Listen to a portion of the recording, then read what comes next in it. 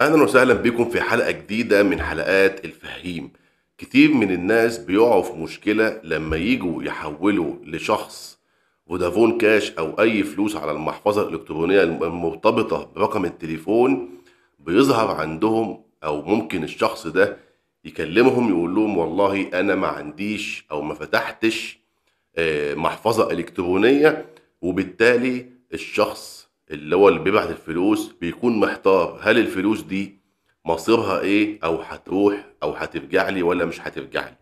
مبدئيا كده لو انت بتبعت اي فلوس على اي محفظة الكترونية من داخل تطبيق انستا باي، فاحب اقول لك طالما تطبيق انستا باي قبل الفلوس وقبل رقم التليفون وتمت العملية بنجاح، يبقى تأكد مليون في المية ان الرقم الموبايل اللي انت بعت عليه الفلوس ده مفتوح عليه محفظة، سواء بقى محفظة فودافون او محفظة تابعة لأي بنك او اي محفظة الكترونية تانية مرتبطة بنفس رقم التليفون.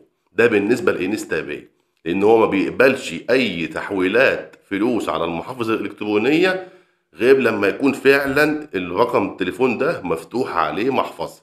ده رقم واحد.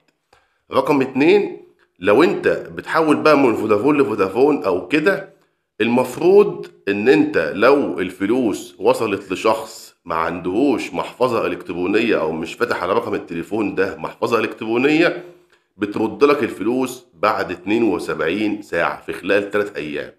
طيب دلوقتي فرضا ان انت بعت فلوس لشخص والشخص ده قال لك لا انا ما فتحتش محفظة الكترونية وما وصلنيش منك فلوس، وانت بعد الثلاث ايام آه، ما استنيت الفلوس توصلك وما وصلتكش، وكلمت خدمة العملاء قالوا لك يا فندم العملية تمت بنجاح والموضوع وصل.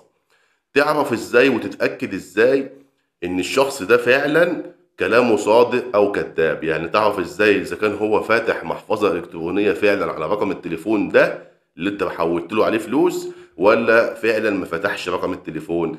ده بقى اللي بيقدمه لك تطبيق وبرنامج ماي نترا. تطبيق ماي نترا هو تابع للجهاز القومي لتنظيم الاتصالات. بتفتح عليه اكونت برقم تليفونك وبصورة البطاقة او برقم القومي بتاعك ورقم التليفون. فتح الاكونت عليه سهل جدا، وهنشوف دلوقتي الخدمات اللي بيقدمها لنا التطبيق ده. ومن اهم مميزات التطبيق ده ان هو بيسمح لك انك انت تدخل اي رقم قومي، اي رقم بطاقة شخصية يعني، لأي شخص. بيظهر لك الأرقام التليفونات المتسجلة باسمه وكمان المرتبطة بمحفظة إلكترونية أيا كان نوع المحفظة دي. لو هو عنده أكتر من رقم تليفون ورابط رقم تليفون واحد بس بمحفظة إلكترونية، هيظهر لك رقم التليفون اللي مرتبط بالمحفظة الإلكترونية فقط، أما اللي مش مرتبط بأرقام محافظ إلكترونية مش هيظهر لك. فبالتالي لما حضرتك تمسك تليفون تاخد الرقم القومي وتدخله على التطبيق، هيظهر لك الارقام اللي عليها محافظ الكترونيه، وهيقول لك كمان نوع المحفظه ومصدر المحفظه ايه، سواء فودافون او الاهلي، محفظه الاهلي او محفظه بي ام اونلاين بتاعت بنك مصر او اي نوع محفظه. فمن غير كلام كتير، لو انت اول مره تشوف المحتوى بتاعنا يا ريت تدعمنا باشتراك في القناه وتفعيل زر الجرس على الكل. يا ريت كمان تعمل لايك وشير للفيديو ده، ويلا بينا بقى نخش على الموبايل ونتعرف على التطبيق ونظام التطبيق. وعلى فكرة بيقدم مميزات تانية كتير هنعرفكم عليها بالتفصيل، واي حد والله بجد هيتبسط جدا ان هو نزل التطبيق ده واتعامل عليه.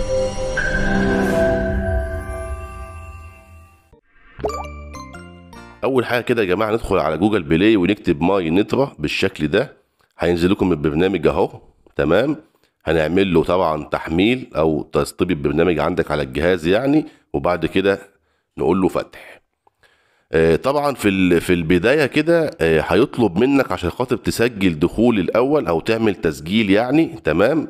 هيطلب منك اسمك ورقم التليفون بتاعك، وخد بالك ان رقم التليفون ده غير قابل للتغيير وبريد الكتروني.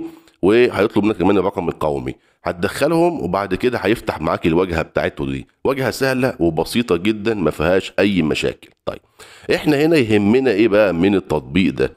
كلمه الافراد. هندخل كده على كلمة الأفراد، هتلاقي حاجات وخدمات كتير بيقدمها لك التطبيق ده. اول حاجة هنتكلم فيها وهي صميم الفيديو بتاعنا، اللي هي هنخش على الخدمات، وهنا هيقول لك تحت خالص اهو المحافظ الالكترونية.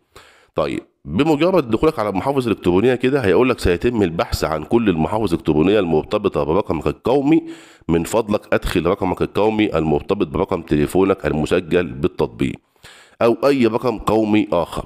هندخل الرقم القومي بتاع الشخص اللي احنا عايزينه او عاوزين نعرف ازاي هو عنده محافظ الكترونيه تانية ولا لا.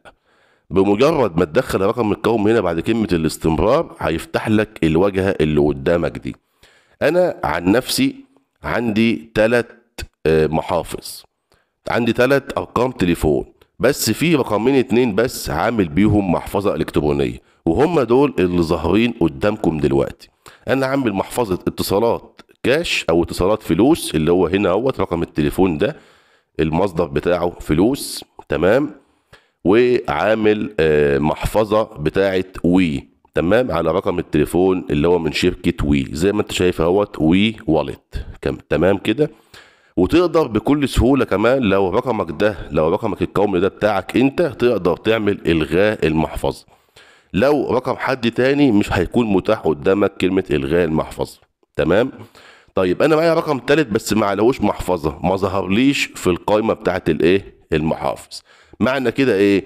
لو انا مثلا بعت لواحد الشخص رقم التليفون اللي هو معلهوش محفظه فعلا، ودخل اتاكد هيلاقي فعلا ان معلهوش محفظه، فمش هيظهر له هنا في خدمه المحافظ الالكترونيه، تمام. لو ظهر له كده يبقى انت تتاكد ان الرقم ده فعلا مرتبط بمحفظه كذا، وان الشخص ده بيضحك عليك وبيشتغلك. ده كل الفكره يعني. طيب ايه بقى الخدمات التانية اللي بيقدمها لك التطبيق ده؟ بيقدم لك هنا يا سيدي اختبر سرعتك، بيقدم لك هنا قياس سرعة الواي فاي بتاعتك. طبعا قياس بيكون دقيق ومن غير اي مشاكل، ولا تخش بقى على تطبيقات تانية ولا تخش على جوجل ولا تعمل اي حاجة. هو هنا بيجيب لك كل القياسات اللي انت عايزها من شبكة الواي فاي بتاعتك، تمام. ده رقم واحد. طيب ايه تاني؟ خلينا كده نتكلم شوية ونقول عن ارقام واكواد تهمك. هنا بيجيب لك اكواد، تمام، بيجيب لك كل الاكواد اللي انت محتاجها عن طريق مثلا اكواد شحن الرصيد، بيجيب لك جميع الشبكات الاربعه اللي موجودين في مصر، اكواد الاستعلام عن الرصيد بيجيب لك جميع الشبكات، اكواد تحويل الرصيد. طيب انا هستفاد ايه بالخدمه دي؟ هتستفاد ان انت مش هتسال حد. يعني اكواد مثلا خدمات المحافظ الالكترونيه برضو موجوده، اكواد معرفه الاستهلاك. انت دلوقتي تحت ايدك جميع الاكواد من جميع الشركات، يعني مش محتاج انك انت تسال اي حد هو كود ايه بيعمل ايه او كود كذا، او عندك مثلا الكود بتاع تحويل الرصيد بتاع فودافون، لا. انت تيجي داخل اهوت جميع الاكواد قدامك، تقدر بكل بساطه تعرف الكود بتاع الشركه اللي انت مشترك فيها وتستخدمه من غير اي مشاكل. كمان عندك ارقام تهمك زي ارقام خدمات الطوارئ ووزاره الاتصالات ووزاره الدفاع ووزاره الصحه والداخليه. ما شفتوا كده الموضوع سهل ما فيهوش اي مشاكل، تطبيق مجاني بتقدمه الجهاز القومي لتنظيم الاتصالات، وبيفهمك كل حاجه زي ما احنا شفنا كده في الفيديو. ولحد هنا كانت نهايه الحلقه بتاعتنا. ما تنساش لو انت وصلت لحد هنا تشترك في القناه وتفعل زر الجرس على الكل، وكمان تعمل لايك وشير للفيديو ده. اشوفك ان شاء الله في يوم جديد وفي معلومه جديده.